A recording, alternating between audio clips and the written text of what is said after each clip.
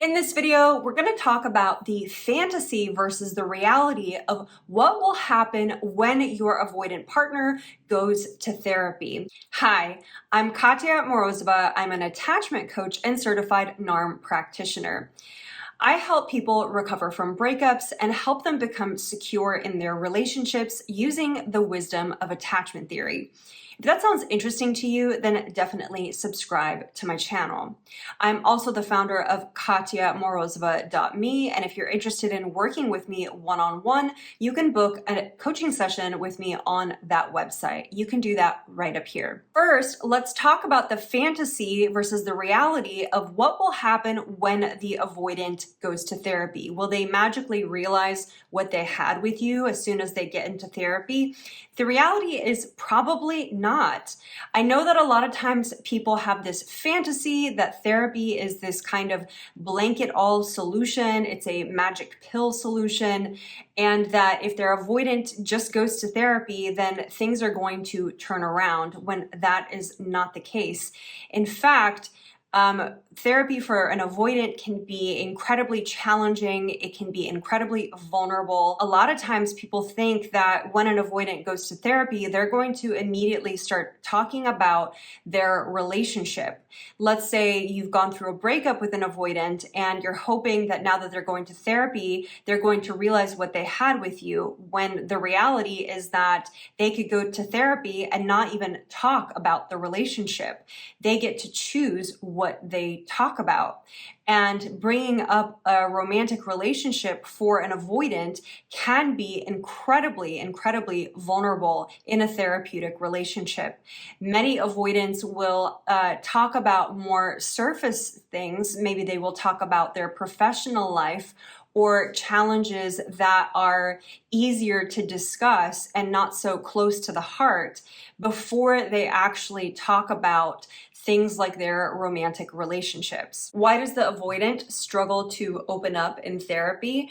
Well, for the same reason that they struggle to open up in their intimate relationships, because it's really, really challenging for them. And because often they feel very misunderstood when they do open up. Now imagine someone who already struggles with intimacy going to see a helping professional and trying to open up to a stranger. Maybe you've been to therapy or sought out a coach, and in your mind, you just open up and you just ask for help because that's what you're there for. So you're thinking about things from your lens, from your point of view. But for an avoidant, it can be a very different experience. They can go into a therapeutic relationship and feel very skeptical.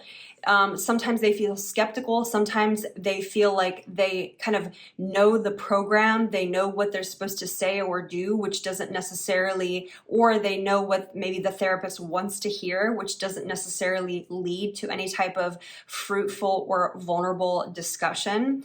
A lot of times people with the avoidant attachment style can often be defensive in therapy as a way to manage how vulnerable they feel in this therapeutic relationship.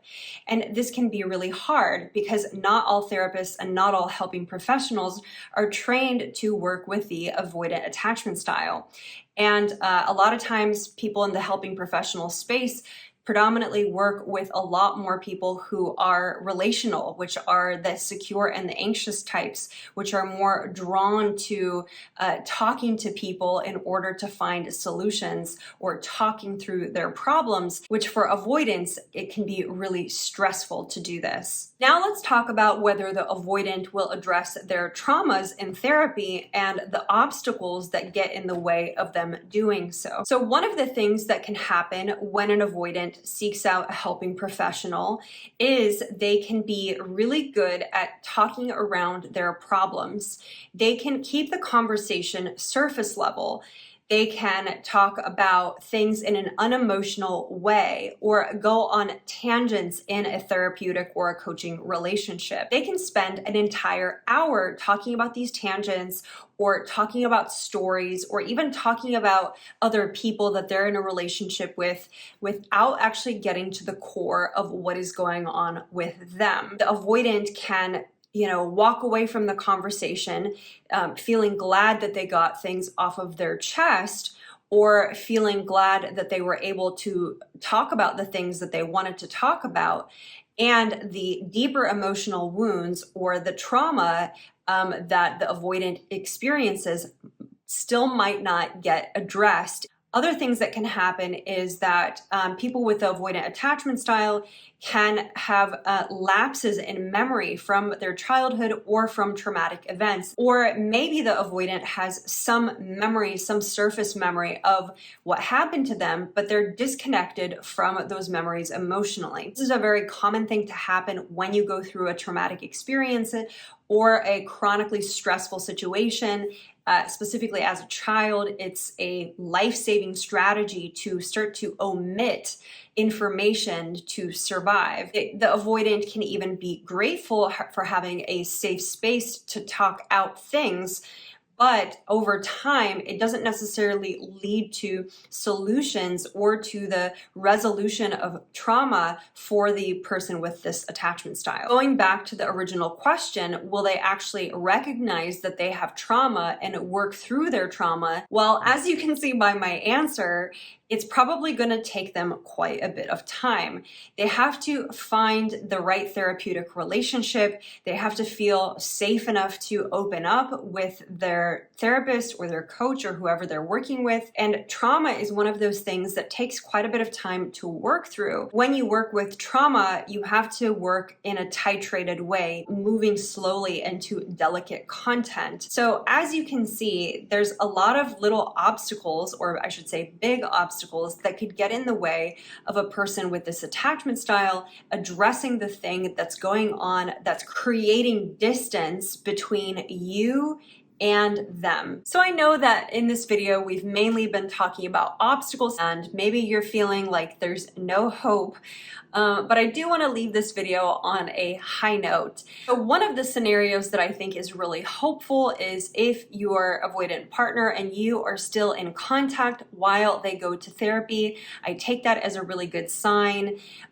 Because I think ultimately it's not really about whether this person goes to therapy that's going to be, again, the magical solution to your relationship problems. The actual solution is whether this person is invested in creating or finding solutions to be with you. Whether you're dealing with someone who is secure, anxious, preoccupied, or avoidant, it doesn't really matter. When someone is invested in the relationship, when someone is invested in you and committed to finding solutions to your relationship challenges, that's the thing that you should be looking for, that should actually give you hope for a future with this person. And that goes the same for a person with the avoidant attachment style. People with this attachment style can actually be very dedicated, very loyal partners. So I think that if your partner is going to therapy and you're still in contact,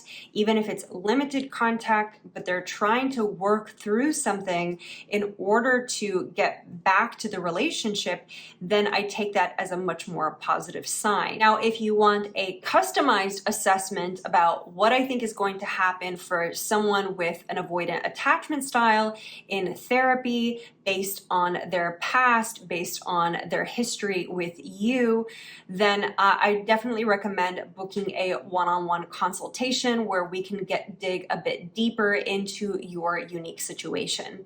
You can book that right up here or in the link in the comments. Did you like this video? If you did, give me a thumbs up and subscribe if you want to watch more helpful content that helps you understand your partner's attachment style and helps you become secure in your relationships. Next up is my video on the dismissive avoidant and what happens after they take space. So definitely check that out. That's going to be right up here.